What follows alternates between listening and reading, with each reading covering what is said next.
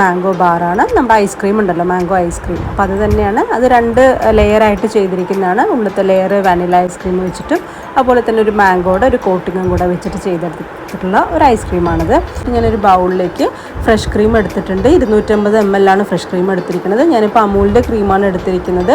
ഇനി നമുക്ക് നന്നായിട്ടൊന്ന് ബീറ്റ് ചെയ്തെടുക്കണം. അപ്പോൾ വല്ലാണ്ട് തിക്കാക്കിയൊന്നും എടുക്കണ്ട, ഒരു 2-3 മിനിറ്റ് ഒന്ന് ബീറ്റ് ചെയ്തെടുത്താൽ മതി. ബീറ്റർ ഇല്ല എന്നുണ്ടെങ്കിൽ വിസ്ക് വെച്ച് തന്നെ നന്നായിട്ടൊന്ന് ബീറ്റ് ചെയ്തെടുത്താൽ മതി. അപ്പോൾ ഇതൊരു 3-4 മിനിറ്റ് ബീറ്റ് ചെയ്തെടുത്തിട്ടുണ്ട്. ഇനി നമുക്കിതിലേക്ക് മധുരത്തിനായിട്ട് ഞാനൊരു 1/4 കപ്പ് അളവിൽ കണ്ടൻസ്ഡ് മിൽക്കാണ് ചേർത്ത് കൊടുക്കുന്നത്. അതുപോലെ തന്നെ നല്ലൊരു ഫ്ലേവറിനായിട്ട് ഒരു 1/2 ടീസ്പൂൺ അളവിൽ വാനില എസൻസും ചേർത്ത് കൊടുക്കുന്നുണ്ട്. ഇനി നമുക്കിത് 1 മിനിറ്റ് കൂടെ ഒന്ന് ബീറ്റ് ചെയ്തെടുക്കാം.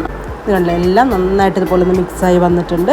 അപ്പോൾ ഒട്ടും തന്നെ തിക്കൊന്നും ആയിട്ടില്ല, ഈ ഒരു കൺസിസ്റ്റൻസിയിലാണ് ഇരിക്കുന്നത്. ഇനിയിപ്പോൾ ഇത് ഉണ്ടാക്കാനായിട്ട് ഞാൻ ഇതുപോലെ ഐസ്ക്രീമിൻ്റെ ഒരു മോൾഡ് വാങ്ങിച്ചിരുന്നു. അപ്പോൾ ഇതില്ലെങ്കിലും കുഴപ്പമില്ല, നമുക്ക് നോർമൽ സ്റ്റീൽ ഗ്ലാസ്സിൽ വെച്ചിട്ട് വേണമെങ്കിലും ഇത് സെറ്റ് ചെയ്തെടുക്കാം. ഞാനിപ്പോൾ ഈ മോൾഡ് ഉള്ളത് കൊണ്ട് ഇതിലേക്ക് ഒഴിക്കുന്നതേ ഉള്ളൂ.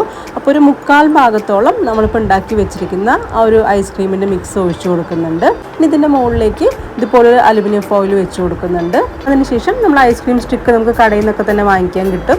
ആ ഒരു സ്റ്റിക്ക് ഇതുപോലെ ഇൻസേർട്ട് ചെയ്ത് കൊടുക്കാം. അപ്പോൾ എല്ലാത്തിലും ഇതുപോലെ സ്റ്റിക്കും വെച്ച് കൊടുത്തിട്ടുണ്ട്. ഇനി നമുക്ക് നല്ല രീതിയിലൊന്ന് സെറ്റ് ചെയ്തെടുക്കണം. അപ്പോൾ ഫ്രീസറിൽ വെച്ചിട്ട് ഒരു മിനിമം ഒരു 5 മണിക്കൂറെങ്കിലും വെച്ചിരുന്നാൽ മാത്രമാണ് ഈ ഒരു ഐസ്ക്രീം നമുക്ക് കറക്റ്റായിട്ട് സെറ്റായിട്ട് കിട്ടുള്ളൂ. ഇത് നമ്മുടെ ഐസ്ക്രീം ആദ്യം ഒഴിച്ച് വെച്ചിരിക്കുന്ന ഐസ്ക്രീം ശരിക്കും നല്ല സെറ്റായിരിക്കുന്നുണ്ട്, കറക്റ്റായിട്ട് വന്നിട്ടുണ്ട്. ഇനി നമുക്കൊന്ന് ഡീമോൾഡ് ചെയ്യാം. അപ്പോൾ ശരിക്കും നല്ലൊരു വാനില ഐസ്ക്രീമിൻ്റെ ബാറായിട്ടാണ് നമുക്ക് കിട്ടിയിരിക്കുന്നത്. അപ്പോൾ ഇനി ഇതെങ്ങനെയാണ് നമുക്കിനി മാംഗോ ബാറിലേക്ക് മാറ്റാമെന്ന് നോക്കാം. ഇനി നമുക്ക് വേണ്ടത് മാമ്പഴമാണ്. അപ്പോൾ ഞാൻ 2 നല്ല പഴുത്ത മാമ്പഴം എടുത്തിട്ടുണ്ട്. ഇനി ഈ മാമ്പഴത്തിൻ്റെ തോലെല്ലാം കളഞ്ഞ് അതിൻ്റെ പൾപ്പ് മാത്രം എടുത്തിട്ടുണ്ട്. ഇനി ഇതൊരു മിക്സിയുടെ ജാറിലേക്ക് ഇട്ട് കൊടുക്കുന്നുണ്ട്. ഇനി ഇതിലേക്ക് നമുക്ക് 2 ടേബിൾ സ്പൂണോളം മാത്രം കണ്ടൻസ്ഡ് മിൽക്ക് ചേർത്ത് കൊടുക്കുന്നുണ്ട്. ഇനി നമുക്ക് നന്നായിട്ടൊന്ന് അരച്ചെടുക്കാം.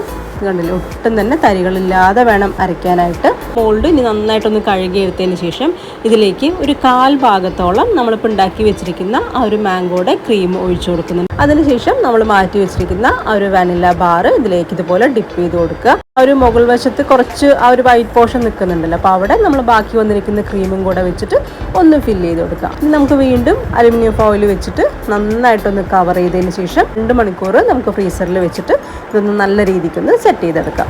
അപ്പോൾ ഇത് 2 മണിക്കൂർ കഴിഞ്ഞിട്ടുണ്ട്. നമ്മുടെ ഐസ്ക്രീമൊക്കെ തന്നെ നന്നായിട്ട് സെറ്റായിരിക്കുന്നുണ്ട്. അപ്പോൾ കണ്ടില്ലേ, നല്ല പെർഫെക്റ്റായിട്ട് നമ്മൾ ഷോപ്പിൽ നിന്നൊക്കെ വാങ്ങിക്കുന്ന അതേ ഒരു പെർഫെക്ഷനിൽ തന്നെ നമുക്ക് മാംഗോ ബാർ ഉണ്ടാക്കാൻ സാധിച്ചിട്ടുണ്ട്. നല്ല ടേസ്റ്റി ആയിട്ടുള്ള ഒരു ഐസ്ക്രീം തന്നെയാണിത്.